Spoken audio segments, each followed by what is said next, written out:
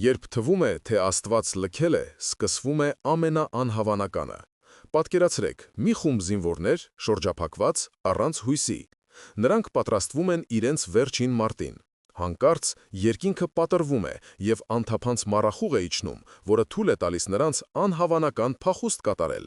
Բայց ինչ տեսան նրանք այդ մառախուղից վայրկյաններ առաջ։ Մի բան, որը ռազմական ղեկավարությունը փորձեց ամեն կերպ թաքցնել։ Սա խելագարություն չէր։ Այս պատմությունը ստիպեց Արցախի հոգևոր առաջնորդին անել մի բան, որը բոլորը համարում էին ինքնասպանություն։ Նա բացահայտ դուրս եկավ գեներալների դեմ ռազմաճակատի ամենաթեժ կետում։ Բայց ամենակարևորը դա չէ։ Այսօր մենք կբացահայտենք, թե ինչպես է 5-րդ դարի Սուրբը պատերազմում ժամանակակից անօդաչուների դեմ, և թե ինչու է այդ հրաշքի մասին մինչև հիմա արգելված խոսել։ Այն, ինչ դուք կլսեք, կփոխի ձեր պատկերացումը հավատքի և պատերազմի մասին։ Բաժանորդագրվեք հիմա և մեկնաբանություններում գրեք ձեր քաղաքի անունը։ Տեսնենք, թե աշխարհի որ ծայրերում են պահում հայոց ոգին։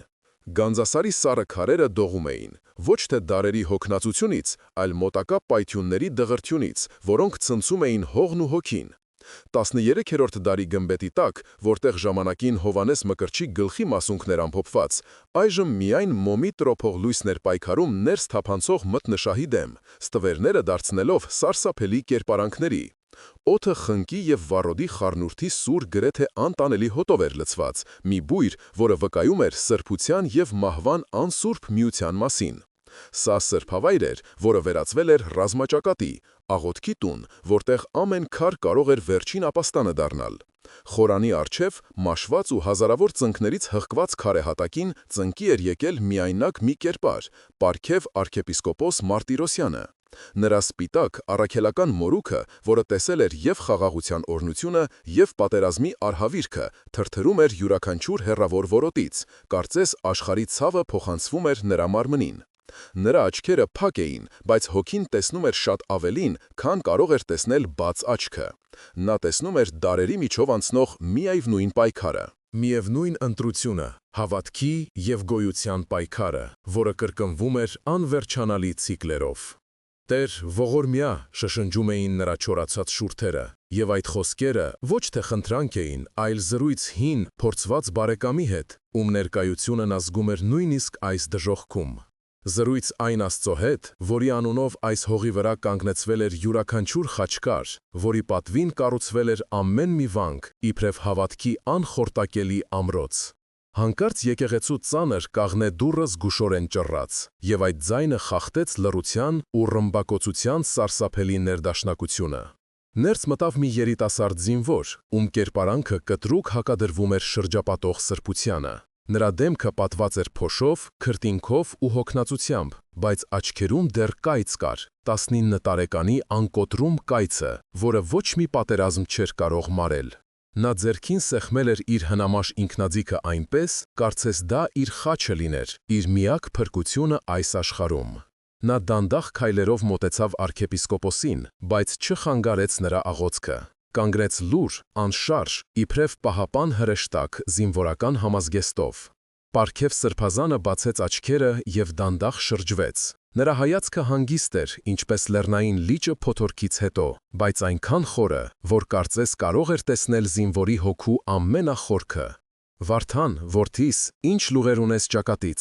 Զինվորի անունը Վարդան էր, պատահականություն, Արցախյան հողում պատահականություններ չեն լինում։ Ամեն անուն պատմություն է, ամեն քար մասունք, ամեն մարդ նախնիների շարունակությունը։ Դիրքերը պահում են, սրբազան հայր, բայց նրանք շատ են, շատ, ինչպես մորեխների բանակ, որը գալիս է ամեն ինչ խժռելու։ Նրա ձայնի մեջ հոգնածությունից բացի, կար նաև մի հարց, որը նա չէր համարձակվում բարձրաձայնել. Ինչու է Աստված թույլ տալիս այս ամենը։ Այդ հարցը այրում էր նրա ներսը։ Arczepiskopos-ը դանդաղորեն բարձրացավ, և նրա հասակը կարծես լցնում էր եկեղեցու ողջ տարածությունը, հասնելով մինչև գմբեթի խավարը։ Նա ձեռքը դրեց երիտասարդ Վարդանի ուսին, և այդ հպումը հայրական էր ու զորացնող։ Քրիստոսի զինվորի համար թիվը նշանակություն չունի, որդիս։ Կարևորը հավատքի զորությունն է։ Հիշով մեզ մեր մեծ նախնուն, Սուրբ Վարդան Մամիկոնյանին։ Նա նույնպես քչերով էր ընդդեմ անհամար բանակների, բայց նրա սիրտը լի էր Աստծով, ոչ թե վախով։ Վարդանը լռում էր։ Նա լսել էր այս պատմությունները մանկուց, բայց հիմա իրական մահվան դեմ հանդիման դրանք թվում էին հեռավոր ու գրեթե անիրական։ Ինչ կապ ուներ 5-րդ դարի հերոսը իրենց 21-րդ դարի դժոխքի հետ։ Բայց դա միայն սկիզբն էր։ Ոչ ոք չէր կարող պատկերացնել, թե ինչպիսի փորձություն էր սպասվում նրանց, և թե ինչպես էին հին սրբերի ստվերները հառնելու, պաշտպանելու իրենց ժառանգներին։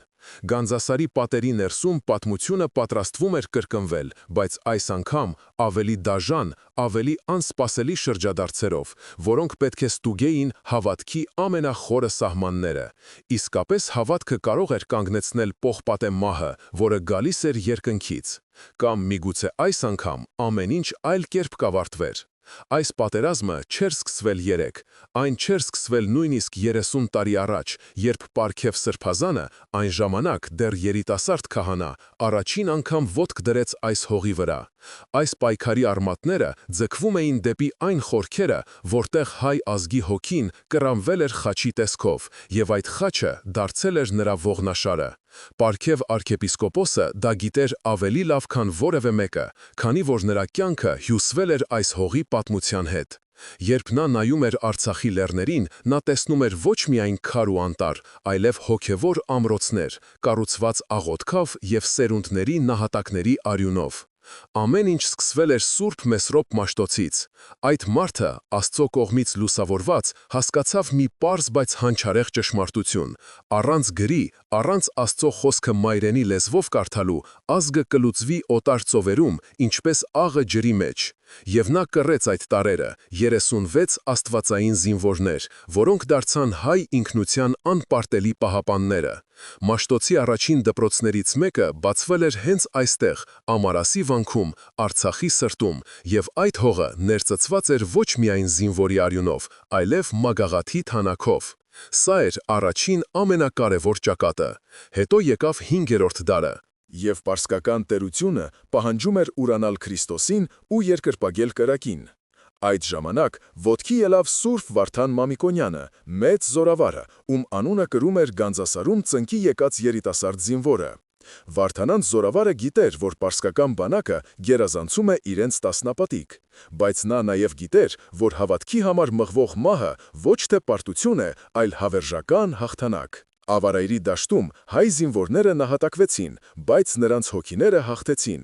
Նրանք ապացուցեցին, որ կարելի է սպանել մարմինը, բայց անհնար է սպանել հավատքը։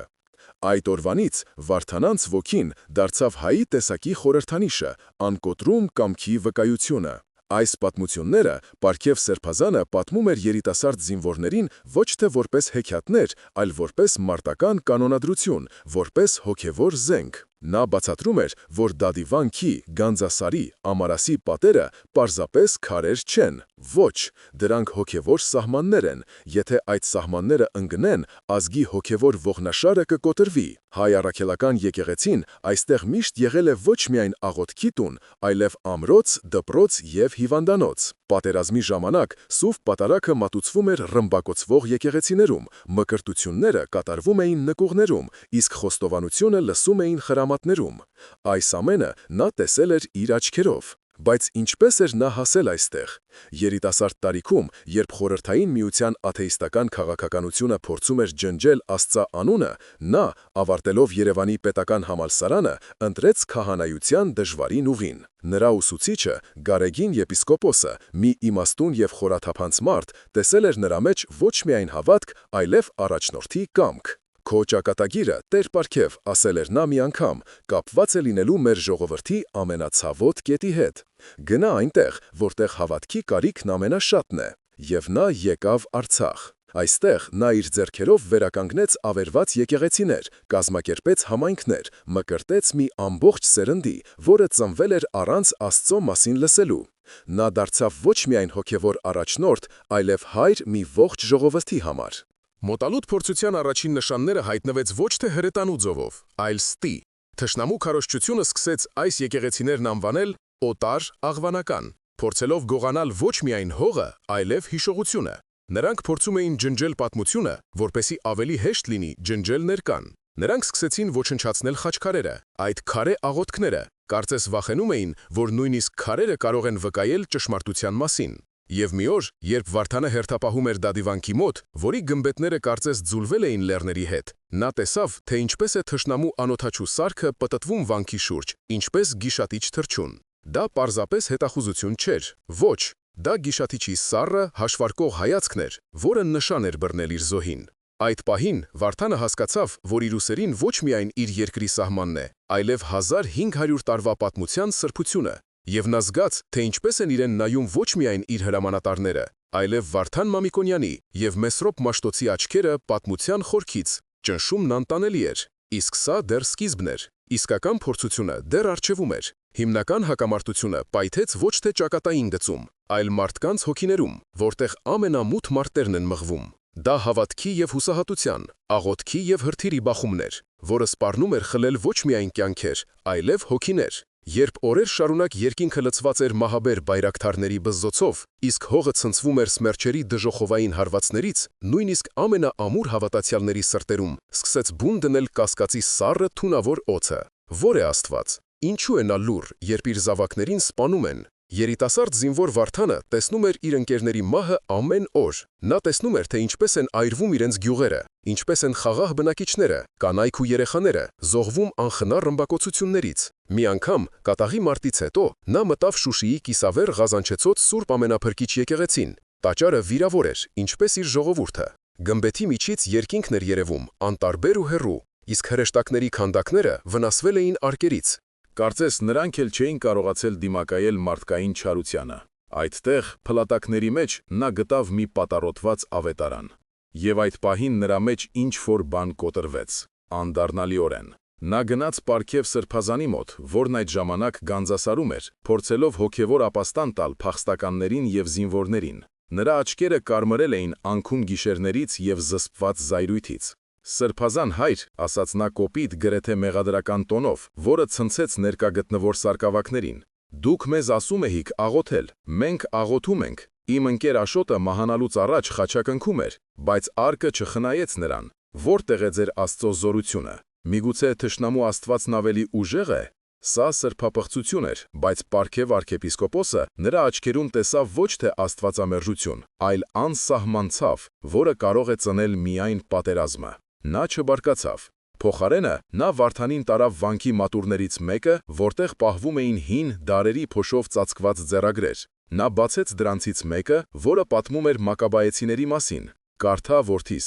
ասաց նա հանգիստ հայրական ձայնով։ Նրանք նույնպես կռվում էին իրենց հավատքի և տաճարի համար, ընդդեմ հզոր կայսրության։ Նրանք նույնպես կորուստներ ունեին, բայց նրանք գիտեին, որ Աստված փորձում է ոչ թե նրա համար, որ պատժի, այլ որպեսզի զտի հավատքը, ինչպես ոսկին են զտում կրակի միջով։ Իսկական հավատքը ծնվում է փորձության մեջ։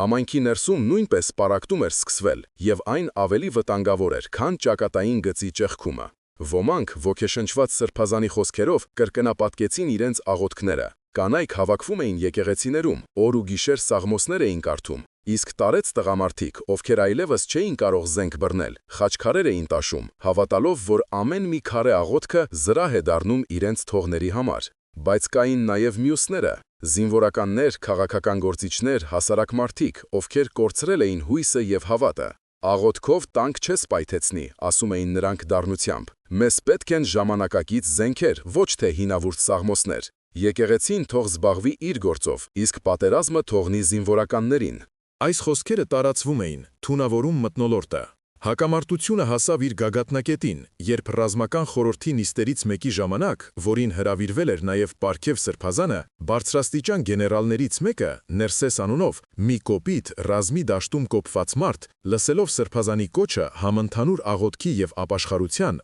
բացահայտ ծաղրեց նրան։ Սրբազան, մենք 5-րդ դարում չենք, սա ավարայր չէ։ Եթե ձեր Աստվածն ուզում է օգնել, թող մի քանի Իսկանդեր ուղարկի, ոչ թե տեսիլքներ։ Երբ նա դա ասաց, ամբողջ սենյակը սառեց։ Այդ պահին պարզ դարձավ, որ հայ ժողովուրդը կռվում է երկու ճակատով։ Մեկը արտաքին թշնամու դեմ, մյուսը իր սեփական հոգու ներսում, հավատքի և անհավատության միջև։ Եվ երկրորդ ճակատը շատ ավելի վտանգավոր էր։ Ոչ ոք չէր կարող կանխատեսել, թե ինչպես կավարտվի այս ներքին պայքարը և արդյոք այն չի ոչնչացնի ազգը ներսից, նախքան թշնամին կհասնի դրան դրսից։ Իրավիճակը դարձավ աղետալի, երբ թշնամին, օգտագործելով իր տեխնոլոգիական և քանակական ճնշող գերակշռությունը, ճեղքեց պաշտպանության գիծը հարավում։ Լուրերը սարսափելի էին, դրանք տարածվում էին ավելի արագ, քան հրդեհը չոր դաշտում, իրենց հետ բերելով անմարդկային դաժանությունների, գերիների խոշտանգումների, քրիստոնեական սրբավայրերի պղծման պատմություններ։ Համացանցում հայտնվեցին տեսանյութեր, որտեղ թշնամու զինվորները ցուցադրաբար ավերում էին հայկական եկեղեցիներ, կոտրում խաչերը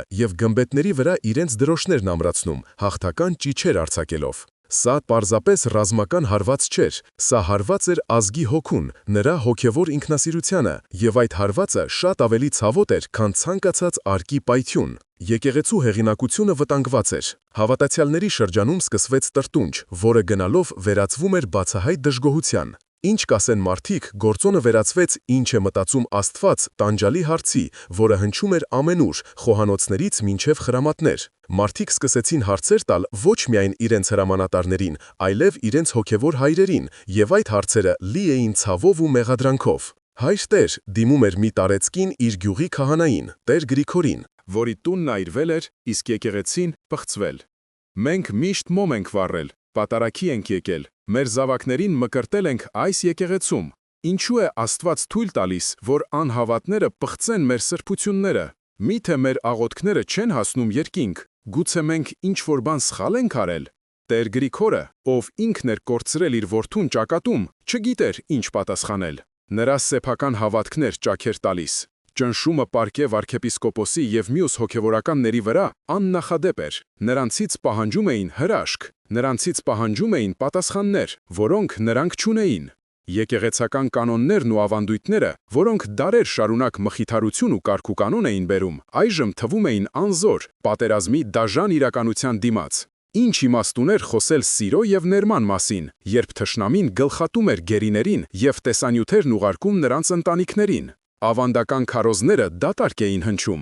Եվ հետո տեղի ունեցավ այն, ինչը ամեն ինչ գլխի վայր շուռ տվեց։ Երիտասարդ զինվոր Վարդանի ջոկատը հայտնվեց շրջափակման մեջ, Հադրութի մոտակա խիտ անտառներում։ Նրանք սնունդ և զինամթերք գրեթե չունեին, կապը կտրվել էր։ Նրանց մնում էր կամ հանձնվել, ինչը նշանակում էր անխուսափելի և տանջալից մահ, կամ կռվել մինչև վերջին փամփուշտը։ Այդ օրերին Վարդանի հոգում տեղի էր ունենում ավելի սարսափելի ճակատամարտ, քան դրսում։ Նա հիշում էր սրբազանի խոսքերը Վարդան Մամիկոնյանի մասին, բայց իրավիճակը թվում էր բացարձակապես անհույս։ Նրա կողքին մահամերձ ընկած էր իր մանկության ընկերը, Տիգրանը, ում որովայնը պատռել էր բեկորը։ «Վարդան», շշնջաց Տիգրանը, արյան մեջ թաթախված, «եթե Աստված կա, խնդրիր նրան, թող գոնե մայրս իմանա, որ ես վախկոտի պես չեմ մահացել, խնդրիր, որ ներվի իմ մեղքերը»։ Այդ խոսքերը դանակի պես խոցեցին Վարդանի սիրտը։ Նա հանեց վզի խաչը, որը մայրն էր նվիրել մկրտության օրը, և սեղմեց այն իր բռունցքի մեջ այնքան ուժգին, որ եղունգները խրվեցին ափի մեջ։ Նա նայեց մռայլ, անձրևոտ երկնքին, որտեղից ամեն րոպե կարող էր մահ իջնել։ «Աստված», գոռաց նա մտքում, և այդ ճիչը ավելի բարձր էր, քան ցանկացած պայթյուն։ «Եթե դու լսում ես, նշան տուր, գոնե մի նշան»։ Ապացուցիր, որ մենք մենակ չենք։ Ապացուցիր, որ այս ամենն իզուր չէ։ Եթե ոչ, ապա ինչի համար է այս ամենը։ Նա չէր խնդրում փրկություն, նա խնդրում էր իմաստ, նա խնդրում էր հույսի մի փշուր, որին կարելի էր կառչել մահվան շեմին, և հենց այդ պահին տեղի ունեցավ անհավատալին։ Այն, ինչը պետք է փոխեր ոչ միայն այդ ճակատամարտի ելքը, այլև մի ողջ ազգի հոգևոր ընկալումը։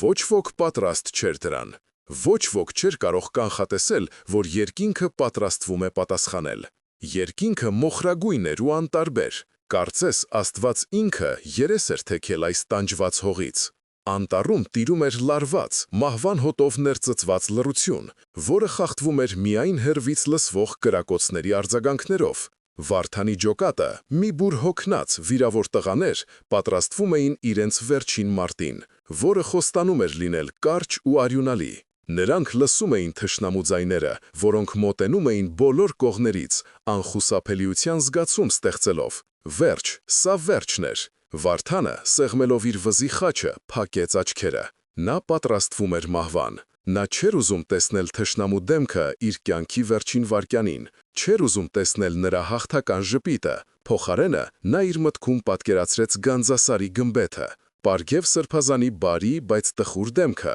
իր մոր արցունքոց ժպիտը, երբ վերջին անգամ ճանապարհում էր իրեն, եւ նա սկսեց աղոթել, ոչ թե բառերով, այլ հոգու խորքից եկող մի լուրջ իջով, որը պարունակում էր իր ողջ ցավը, հուսահատությունն ու մի փոքրիկ մարող հույսը։ Տեր, փրկիր ոչ թե իմ մարմինը, այլ իմ հոգին, թույլ մի տուր, որ մահանամ հուսահատված, եւ այդ պահին տեղի ունեցավ հրաշքը։ Սկզբում դա միայն լույս էր, ոչ թե արևի լույս, այլ մի անբացատրելի արծաթափայլ կաթնագույն լույս, որը կարծես ծնվում էր հենց օդի մեջ, ծառերի միջև։ Այն չէր կուրացնում, այլ ընդհակառակը, ամեն ինչ դարձնում էր աներևակայելի պարզ ու հստակ, կարծես աշխարհի վրայից հանել էին մռայլության քողը։ Թշնամու ձայները լռեցին, անտառի բոլոր ձայները, քամու սվսվոցը, տերևների խշշոցը, հեռավոր կրակոցները կարծես սառեցին։ Ժամանակը կանգ առավ։ Վարդանը բացեց աչքերը,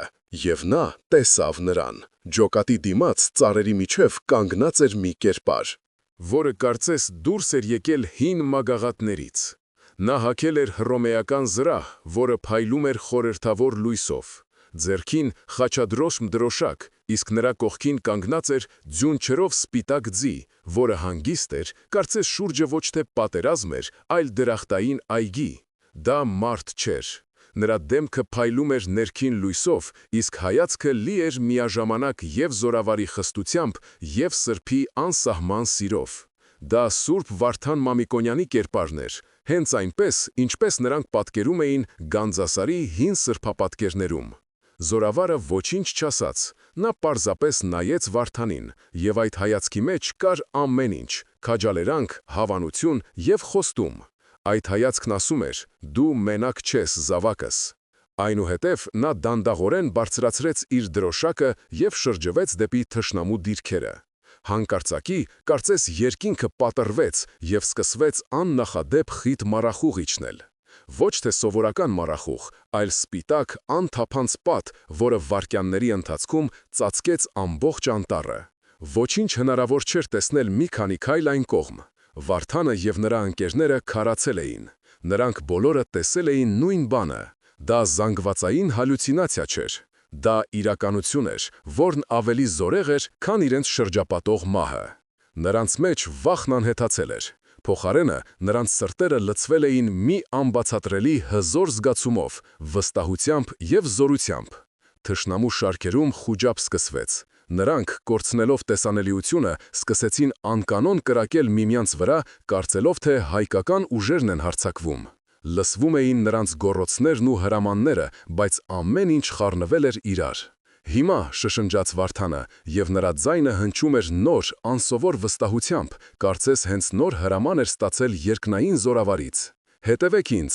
Նրանք, օգտվելով մառախուղից եւ թշնամու խառնաշփոթից, կարողացան անաղմուկ դուրս գալ շրջափակումից եւ միանալ իրենց զորքերին։ Երբ նրանք հասան անվտանգ վայր, մառախուղը նույնքան հանկարծակի անհետացավ, ինչպես հայտնվել էր, բացելով արևի շողերը։ Վարդանը խորը հոգևոր ցնցում էր ապրել։ Նա հասկացել էր. Աստված լուր չէր, նա պարզապես խոսում է ոչ թե մարդկային լեզվով, այլ հրաշքների։ Այդ օրը նա հասկացավ, որ իրենց պատերազմը իսկապես երկնային զորքերի մասնակցությամբ էր ընթանում, բայց արդյոք մյուսները կհավատային նրան։ Իսկ եթե հավատային, ինչպես դա կփոխեր պատերազմի ընթացքը։ Այս հրաշքը ոչ թե ավարտն էր, այլ մի նոր, ավելի բարդ փորձության սկիզբը։ Երբ Վարդանն ու իր ջոկատի փրկված զինվորները պատմեցին տեղի ունեցածի մասին, արձագանքը միանշանակ չէր, այն դարձավ մի սուր, որը բաժանեց համայնքը երկու մասի։ Նրանց, ովքեր հուսահատորեն ուզում էին հավատալ, եւ նրանց, ովքեր չափազանց հոգնած ու ցինիկ էին դարձել հրաշքներին հավատալու համար։ Հրաշքը ոչ թե միավորեց, այլ պառակտեց։ Շարքային զինվորների շրջանում լուրը տարածվեց անտառային հրդեհի պես, փսփսոցից վերածվելով լեգենդի։ Շատերի համար դա դարձավ հույսի միակ աղբյուրը, ապացույց, որ իրենք մենակ չեն այս դժոխքում։ Նրանք սկսեցին միմյանց պատմել Վարդանի տեսիլքի մասին, եւ դա բարձրացնում էր մարտական ոգին ավելի լավ, քան ցանկացած հրամանատարի ճառ։ Զինվորները սկսեցին ավելի հաճախ խաչակնքել մարտից առաջ, իսկ գրպաններում պահում էին փոքրիկ սրբապատկերներ, կարծես դրանք զրահ լինեին։ Նրանք դարձան հավատքի բանակ, սակայն հրամանատարական կազմի եւ քաղաքական վերնախավի արձագանքը բոլորովին այլ էր, սառը եւ թշնամական։ Նրանք լսեցին պատմությունը թերահավատությամբ, նույնիսկ զայրույթով, կարծես այդ պատմությունը սպառնում էր իրենց իշխանությանը։ Ինչ տեսիլք, ինչ սուրդ, բարկացած ասաց գեներալ Ներսեսը, ում համար պատերազմը պարզ մաթեմատիկա էր, տանկեր եւ հրթիռներ։ Սա զանգվածային հոգեզառանցանք է, պայմանավորված սթրեսով եւ թերսնուցմամբ։ Այս տղաները պետք է հոգեբանի օգնության կարիք ունենան, ոչ թե քահանայի։ Այսպիսի լուրերը խաթարում են բանակի կարգապահությունը։ Մենք պետք է հույսներս դնենք մեր զենքի եւ մեր ստրատեգիայի վրա, ոչ թե երկնային հովանավորների։ Վարդանին եւ նրա անկերներին հարցաքննեցին ռազմական հակահետախուզության սպաները, կարծես նրանք դավաճաններ լինեին, ոչ թե հերոսներ։ Նրանց հարցնում էին, արդյոք թմրանյութեր օգտագործել են, արդյոք քնել են հերթապահության ժամանակ, արդյոք թշնամու քարոզչության զոհը չեն դարձել։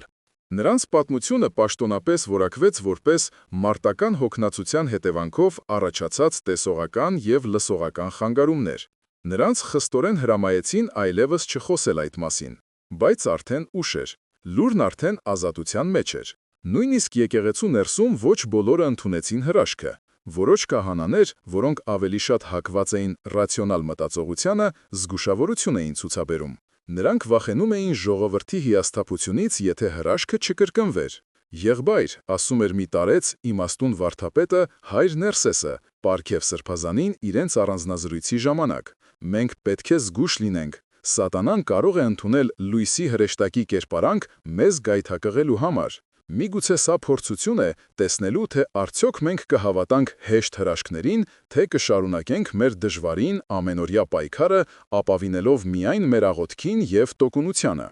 Այսպիսով Վարդանը, հրաշքի ականատեսը, հերոսի փոխարեն դարձավ կասկածյալ, գրեթե խելագարի պիտակով։ Նրա դաշնակիցները սակավաթիվ էին, հիմնականում հասարակ զինվորներ ու հավատացյալներ, իսկ հակառակորդները հզոր ու ազդեցիկ։ Նա, ով տեսել էր Աստծո զորությունը, այժմ բախվում էր մարդկային անհավատության սառը, անթափանց պատին։ Սա նոր տեսակի շրջափակում էր, շատ ավելի վտանգավոր, քան անտառում։ Պարգև arczepiskopos-ը լսեց բոլոր կողմերին։ Նա ժամերով աղոթում էր Գանձասարի խորանի առջև, խնդրելով Աստծուց իմաստություն եւ առաջնորդություն։ Նա հանդիպեց Վարդանի հետ, երկար զրուցեց, նայեց նրա աչքերի մեջ, որոնք տեսել էին անասելին, եւ նա տեսավ այնտեղ ոչ թե խելագարություն, այլ ճշմարտության անսասան լույսը։ Նա տեսավ ճշմարտությունը, եւ նա կայացրեց իր որոշումը։ Մի որոշում, որը նրան հակադրելու էր ռազմական եւ քաղաքական իշխանություններին, բայց որը նրա համոզմամբ միակ ճիշտ ճանապարհն էր։ Նա որոշեց հավատալ զինվորին, նա որոշեց հավատալ հրաշքին, եւ այդ պահից սկսվեց ակտիվ հոգեվոր գործողությունը, որը պետք է ցնցեր բոլորին։ Պարգև arczepiskopos-ը հասկանում էր, որ խոսքերն այլևս բավարար չեն, դրանք լուծվում են պատերազմի աղմուկի մեջ, ինչպես անձրևի կաթիլները ցեխի մեջ։ Հավատքը պետք է դրսևորվեր գործով, մի գործով, որը կլիներ ավելի բարձր, քան հրետանու որոտը։ Ոգեշնչված Վարդանի պատմությունից եւ իր սեփական աղոթքների արդյունքում ստացած համոզմունքից նա ձեռնարկեց Միքայել, որը շատերը համարեցին խենթություն, իսկ մյուսները՝ սխրանք։ Միքայել, որը պետք է կամ վերջնականապես կործաներ եկեղեցու հեղինակությունը, կամ այն բարձրացներ աննախադեպ բարձունքի։ Հաջորդ կիրակի, չնայած ռմբակոծությունների մշտական վտանգին, նա հայտարարեց, որ Սուրբ Պատարագ է մատուցելու Շուշիի Ղազանչեցոց տաճարի ավերակներում։ Այն քաղաքում, որը գտնվում էր ճակատային գծի անմիջական հարևանությամբ եւ համարվում էր ամենավտանգավոր վայրերից մեկը, որտեղ ամեն քայլափոխի մահ էր թաքնված։ Եթե մեր զինվորները կարող են այնտեղ կռվել եւ մահանալ հանուն հողի, ապա մենք պարտավոր ենք այնտեղ աղոթել հանուն նրանց հոգիների, ասաց նա իրեն փորձող հետ պահել քահանաներին, եւ նրա ձայնի մեջ պողպատ կար։ Այդ լուրը ցնցեց բոլորին։ Ռազմական ղեկավարությունը կտրականապես արգելեց դա, համարելով այն անպատասխանատու եւ վտանգավոր սադրանք։ Գեներալ Ներսեսն անձամբ զանգահարեց Սրբազանին։ Սրբազան հայր, ես հարգում եմ ձեր պաշտոնը, բայց սա խելագարություն է։ Դուք մարդկանց տանում եք դեպի մահ։ Ես չեմ կարող երաշխավորել ձեր անվտանգությունը։ Թշնամին միայն տրան է սպասում, որ հարվածի հավաքված մարդկանց։ Հետ կանգնեք այդ մտքից։ Պարգև Սրբազանի պատասխանը հանգիստ էր, բայց անսասան։ Գեներալ, դուք պատասխանատու եք մարդկանց մարմինների անվտանգության համար, իսկ ես նրանց հոգիների, եւ հիմա հոգիներն ավելի շատ պաշտպանության կարիք ունեն։ Մենք կգնանք։ Եվ նրանք գնացին։ Մի փոքրիկ խումբ, Պարքև Սրբազանը, մի քանի քահանա, սարկավագներ եւ տասնյակից ավելի հավատացյալներ, այդ թվում զինվորների մայրեր եւ կանայք։ Նրանց մեջ էր նաեւ Վարդանը, ում հրամանատարությունը ի զարմանք բոլորի թույլ էր տվել ուղեկցել խմբին։ Նրանք շարժվում էին ավերված քաղաքի փողոցներով, որտեղ ամեն շենք մի վերք էր, ամեն լռություն սպառնալիք։ Երբ նրանք մտան Ղազանչեցոց տաճար, տեսարանը սրտաճմլիկ էր։ Գմբեթի անցքից ներս էր թափվում ցուրտ մոխրագույն լույս։ Պատերին արկերի հետքերն էին, հատակը ծածկված էր փլատակներով եւ ապակու բեկորներով, բայց խորանը հրաշքով։ Գրեթե անվնաս էր մնացել։ Սա նշան էր։ Նրանք մաքրեցին խորանի դիմացի հատվածը եւ Սրբազանը սկսեց պատարակը։ Նրա ձայնը հնչում էր ավերակների մեջ, հզոր ու անսասան։ Նա խոսում էր ոչ թե պատերազմի, այլ հարության մասին, ոչ թե մահվան, այլ հավերժական կյանքի մասին։ Խնկի բույլը խառնվում էր վառոդի հոտին, եւ այդ պահին տաճարը վերագտավ իր սրբությունը։ Եվ հետո տեղի ունեցավ այն, ինչը պետք է փոխեր ամեն ինչ։ Պատարակի ամենասուրբ պահին, երբ Սրբազանը բարձրացնում էր սուրբ հաղորդությունը, դրսից լսվեց անօթաչուի սարսափելի մոտեցող բզզոցը։ Բոլորը սառեցին։ Զինվորները բնազդաբար ընկան գետնին, պատրաստվելով պայթյունին։ Կանայք ճչացին։ Միայն Պարգև Սրբազանը մնաց անշարժ կանգնած, սուրբ հաղորդությունը ձեռքին, հայացքն ուղղված դեպի երկինք։ «Տեր, քո ձեռքն եմ հանձնում մեր հոգիները», բարձրաձայն ասաց նա։ Անօթաչուն հասավ ուղիղ տաճարի գմբեթի վերևը եւ կանգ առավ։ Բոլորը սպասում էին հրթիռի արձակմանը։ Վայրկյանները ձգվում էին ինչպես հավերժություն։ Բայց հրթիռ չեղավ։ Փոխարենը անօթաչուն մի քանի անգամ պտտվեց տաճարի շուրջ, կարծես ինչ-որ բան էր փնտրում կամ չէր հասկանում, եւ հետո պարզապես շրջվեց ու հեռացավ։ Տաճարում տիրում էր խուլ լռություն։ Ոչ ոք չէր հասկանում, թե ինչ տեղի ունեցավ։ Դա տեխնիկական խափանում էր, օպերատորի սխալ, թե Վարդանը, որը նայում էր գմբեթի անցքից, տեսավ դա։ Մի ակնթարթ, բայց նա տեսավ։ Անօթաչուի հեռանալուց անմիջապես առաջ նա տեսավ, թե ինչպես է տաճարի վրա, օդում ձևավորվում մի հսկայական լուսավոր խաչի ուրվագիծ։ Այն տևեց ընդամենը մի վայրկյան, բայց դա բավական էր։ Նա հասկացավ, սա ուղղակի բախում էր։ Երկնային զորքերի եւ մարդկային տեխնոլոգիաների բախում։ Եվ այդ օրը Շուշիի ավերված տաճարում հավատքը հաղթեց պողպատին։ Բայց այս հաղթանակը նոր, ավելի վտանգավոր պատերազմի սկիզբն էր։ Շուշիի հրաշքի մասին լուրը փոխեց ամեն ինչ։ Այն դարձավ այն կայծը, որը վառեց հավատքի խարույկը, որը թվում էր, թե մարում է հուսահատության տակ։ Գեներալ Ներսեսկի եւ նրա նման մտածողների, ռացիոնալիստների եւ թերահավատների ձայնը խլացավ ժողովրդական հավատքի աճող աղմուկի մեջ։ Մարդիկ այլևս չէին լսում գեներալներին, նրանք լսում էին իրենց սրտերին, որոնք փափագում էին հրաշքի, եւ նրանք ստացել էին այն։ Այժմ պայքարը տեղափոխվել էր նոր հարթություն։ Սա այլևս պարզապես հողի համար պատերազմ չէր, սա հոգևոր պատերազմ էր, եւ ժողովուրդը զգում էր, որ երկինքն իրենց կողմից է։ Պարքև արքեպիսկոպոսը, տեսնելով ժողովրդի հոգևոր զարթոնքը, հասկացավ, որ հիմա գործելու ժամանակն է։ Նա հավաքեց բոլոր հոգևորականներին, զինվորականներին, ովքեր հավատում էին, եւ հասարակ մարդկանց Գանձասարի վանքում, պատմական ժողովի։ Նրա խոսքը հնչեց ոչ թե որպես քարոզ, այլ որպես մարտական կոչ։ Դարեր շարունակ մեր նախնիները պայքարել են այս հողի եւ այս հավատքի համար։ Նրանք կռվել են սրով եւ խաչով։ Այսօր պատմությունը կրկնվում է։ Մեր թշնամին ուզում է ոչնչացնել ոչ միայն մեր տները, այլև մեր հոգիները, պղծելով մեր սրբավայրերը, բայց Աստված մեզ նշան տվեց։ Նա մեզ ցույց տվեց, որ մենք մենակ չենք։ Հիմա մեր հերթն է ցույց տալու, որ մենք արժանի ենք այդ հրաշքին։ Մենք պետք է միավորվենք ոչ թե որպես բանակ, այլ որպես հավատքի ժողովուրդ։ Ամեն զինվոր պետք է լինի նաև աղոթող, եւ ամեն աղոթող զինվորի թիկունք։ Այդ օրվանից սկսվեց մի անհավանական շարժում։ Զինվորները, ոգեշնչված Վարդանի օրինակով, մարտի էին գնում ոչ միայն զենքով, այլև աղոթքով։ Նրանք գիտեին, որ իրենց կողքին կանգնած են ոչ միայն իրենց ընկերները, այլև սուրբ զորավարները։ Կանայք ու ծերերը եկեղեցիներում աղոթքի շղթաներ էին կազմում, իսկ երեխաները նկանում էին խաչեր ու հրեշտակներ եւ ուղարկում ճակատ։ Ամբողջ ազգը վերածվեց միասնական աղոթող բանակի։ Գեներալ Ներսեսը, տեսնելով այս ամենը, լռում էր։ Նա չէր հասկանում, թե ինչպես է գործում այս անտեսանելի զենքը, բայց տեսնում էր արդյունքները։ Զինվորների մարտական ոգին աննախադեպ բարձր էր, և նրանք սկսեցին հաղթանակներ տանել անհնարին թվացող իրավիճակներում։ Պատերազմը դեռ շարունակվում էր, դաժան ու արյունալի, բայց ինչ-որ բան փոխվել էր։ Հուսահատությունը փոխարինվել էր հույսով, վախը վճռականությամբ։ Հայ ժողովուրդը վերագտել էր իր հոգևոր ողնաշարը։ Նրանք հասկացել էին, որ իրենց ամենամեծ ուժը ոչ թե տանկերի մեջ է, այլ հավատքի։ Պատերազմն ավարտվեց ծանր կորուստներով, բայց հոգևոր հաղթանակով։ Արցախի մեծ մասը մնաց հայկական։ Իսկ պղծված սրբավայրերը սկսեցին վերականգնվել։ Պարգև արքեպիսկոպոսը արդեն ճերմակած և խորը կնճիղներով շարունակում էր իր ծառայությունը, դառնալով կենդանի խորհրդանիշ այս պայքարի։ Վարդանը, պատերազմի հերոսը, վերադարձավ խաղաղ կյանքի, բայց նրա աչքերում ընդմիշտ մնաց այն լույսը, որը նա տեսել էր անտառում։ Նա գիտեր, որ հրաշքները լինում են, բայց դրանց պետք է արժանի լինել։